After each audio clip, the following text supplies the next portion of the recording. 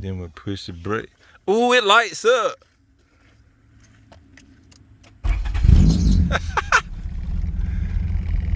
Yo, that is so, like, look at it. It's lit up. So sick.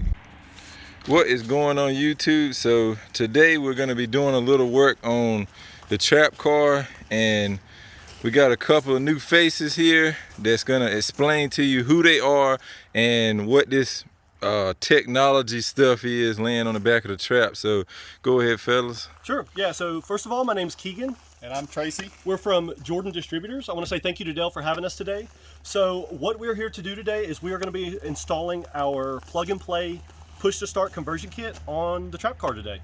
Awesome guys. Looking forward to it. Thanks for having us down, man. Oh yeah, Appreciate man, it. you guys are super cool, man. Thanks, Like I know I'm on camera now, so like you're supposed to hype up and stuff, but like off camera, like we literally been talking about their van for like what, 30 minutes or so. So like, yeah, these guys are super chill, super cool people. Glad to have y'all over, and glad to do some work to the trap, man, because I haven't done anything really to this thing since the third motor got installed. So yeah, it's been, bring it back out and yeah, it'll definitely add to it. So what all are we looking at here? All right, so the best way to think about this is a replacement ignition switch. So what we're going to do is we're going to remove the factory one, and we have our plug and play harness here. This comes with the same connector that your factory ignition switch does. So we're just going to unplug your factory one, plug this one in its place. We've got an antenna to install. We've got a wire to put on the brake, and then we have the actual start button itself. This can either go in the dash or in the factory clamshell around the steering column. It can go in the factory keyhole. Okay. So totally up to you. All right, and then we got some tools over here. Yeah, so this is all you're gonna need really to install it. If you wanna remove your factory ignition switch, you're gonna need either a flathead or a chisel.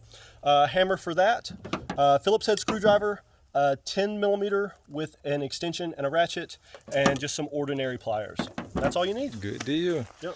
Yeah, let's get started then, guys. Yeah, we'll get to it, show you how it's done.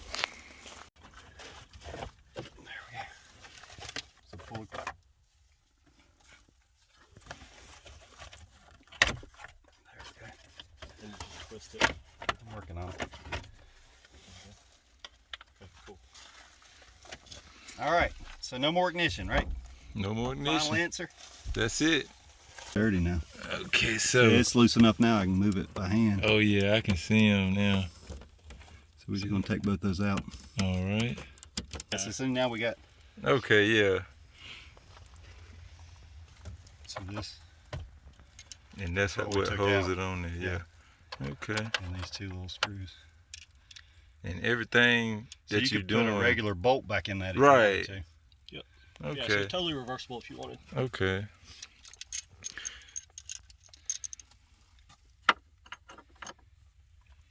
I'm gonna pretend and keep it like I might put it back, Yeah. but to.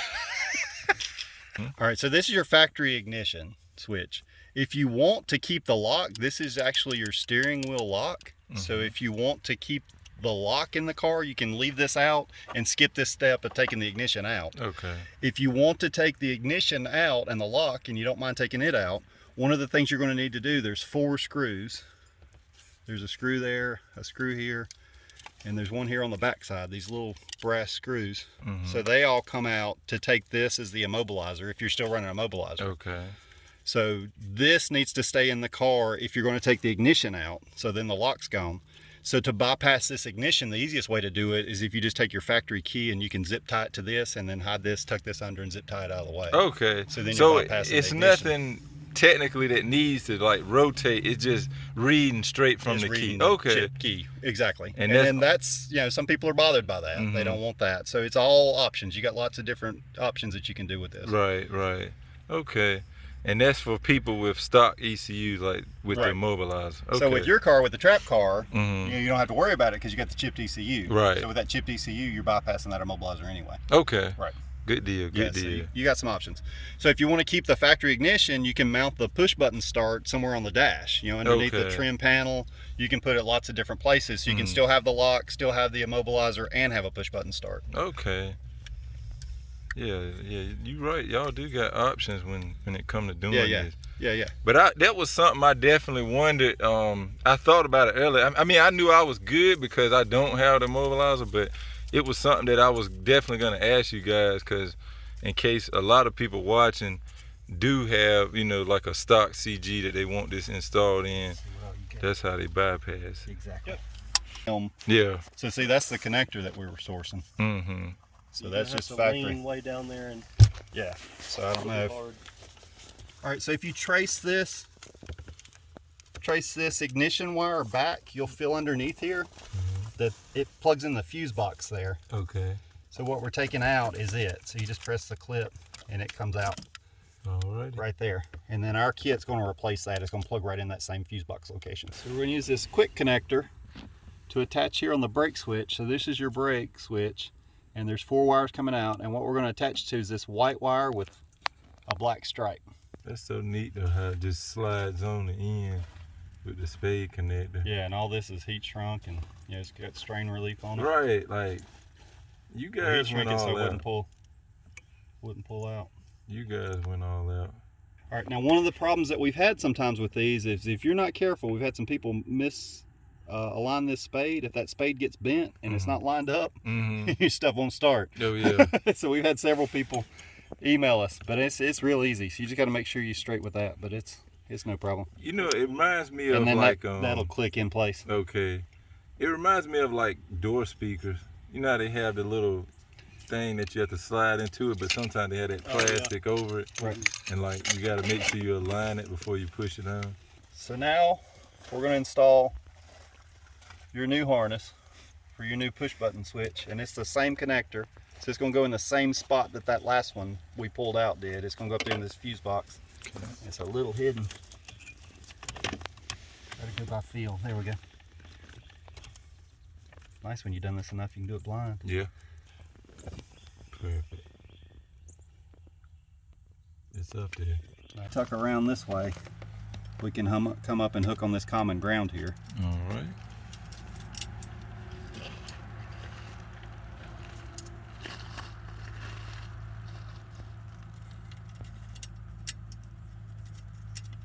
Yeah, that's a lot. That'll work. That looks good. Nice and out of the way. So this center console, once you take the shift knob off, so pull this down and unscrew the knob. We've already done that. And then this is just clipped in, so you can clip this center console piece out.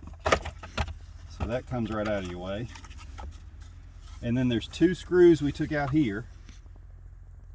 This piece needs to come loose, and you can reach in with a screwdriver. So once you get this free, you can reach in here, and there's a couple clips that you can pop loose there, and then this slides out. So it's those 2 clips here and there. Those come out. It looks like originally you were supposed to have 2 screws here, so there may be 2 screws there if it's still factory that attach right here. So 2 screws there, and then 2 clips in the back, and that comes out, and then 2 screws here hold this in, and then this piece will come out. So now we got access to all this, so we can mount that antenna under this piece. Okay. So you can reach in and scan there, or you could wire it back here underneath the cup holder. You got some options. Right. Or you could even put it underneath the dash panel there at your knees if you wanted to. You could put it behind there. Yeah, this part that you're seeing here, guys, this is gonna be totally up to what y'all feel comfortable like doing. So if you don't want to take all of this stuff apart, you could mount it up closer to the column, or it's kind of like one of those things where it gets, you know, to your preference at this point. So what we're doing here, if you don't feel like doing all of this, then you're more than welcome to find a spot to mount it up closer to the actual steering column. Just remember that you can't mount it behind this part with the padding, because it won't read through the sticker stuff. Yeah, this part here is a little bit too thick, so it needs to go behind like a piece of plastic. Yeah, instead of the dashboard material. Right. Yeah, but the wire on the antenna is actually super long, so if you wanted to mount it like under your center console or something like that, maybe in the glove box if you wanted to, down on this piece here, you got a lot of options because the wire is so long. You can about put it wherever you want to. Okay. Yeah. Cover. And we've just been taping them on. You can use some 3M tape and get fancy. We've just been using electrical tape, a little duct tape, and they're holding well. Yeah. Yeah. And this is supported underneath there, so it's not going Right. anywhere. By the time you push it in there, it's gonna be like up against. Yeah. And you can totally use something nicer to hold this on if you wanted to, but just regular electrical tape does work really well. Now we secured it with a little bit of duct tape. And we've been liking using tape with this. Some people's knock that, but it's nice because this is then completely removable. Right. So we tried to make this kit where you could plug it in and unplug it and go back to factory if you wanted to. If you end up selling your car or want to move the kit to a different car, you've got some options there. Right. So if So you you want can to do something more secure, or this has worked well. Yep. So our start button, we're going to mount in the factory clamshell, in the factory keyhole. So what you have to do is just bend these tabs back. And what's really cool is once we put this in and bend these tabs to hold it in place, it actually holds it super well. It doesn't wiggle around at all. It's the perfect size for the factory clamshell, so you don't have to drill an extra hole or drill the hole bigger or anything. So once you've got those bent back, we're just going to feed the wire through.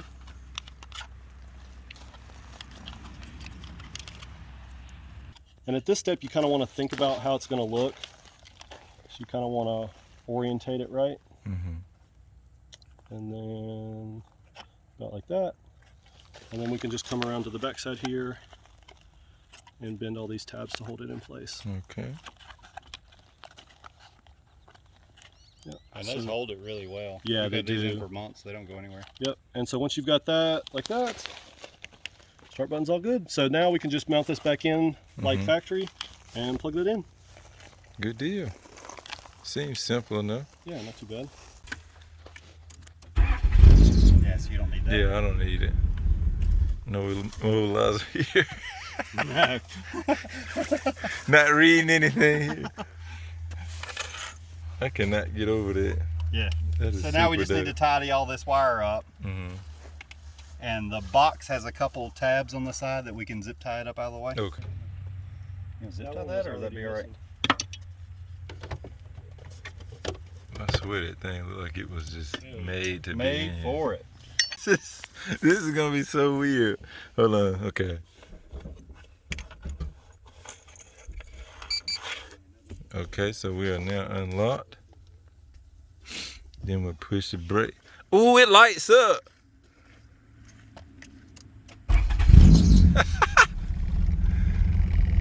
Yo, that is so, like, look at it. It's lit up. So sick.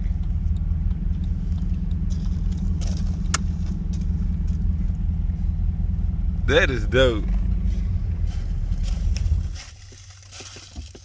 That is, bro, I would literally.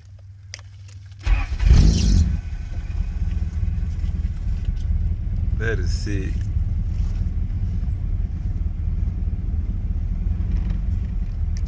That is sick, bro. I didn't even notice it lit up.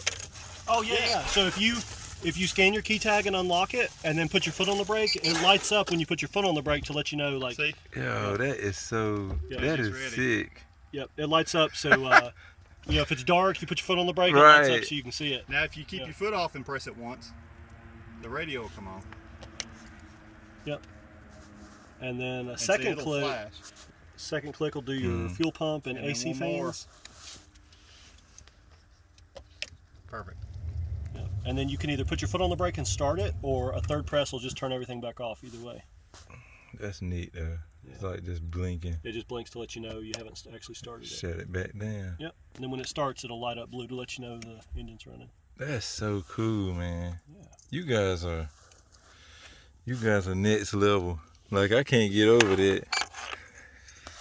Yeah, got your antenna nice and hidden and everything. Right, like Yeah, that's looks super great. cool, man. That is super cool.